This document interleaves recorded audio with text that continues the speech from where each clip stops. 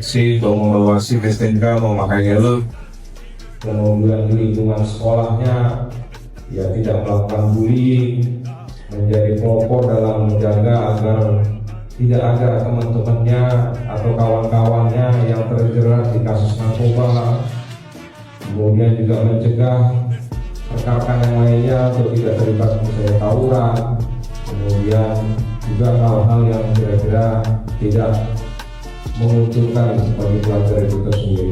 Nantinya juga bisa kami libatkan dalam kegiatan-kegiatan Polres ya.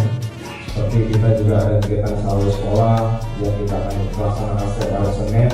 Adik-adik semuanya silakan berkompetisi, mudah-mudahan nanti terpilih. Duta Kamtibmas harus menjadi panutan pelopor keamanan di setiap kesempatan.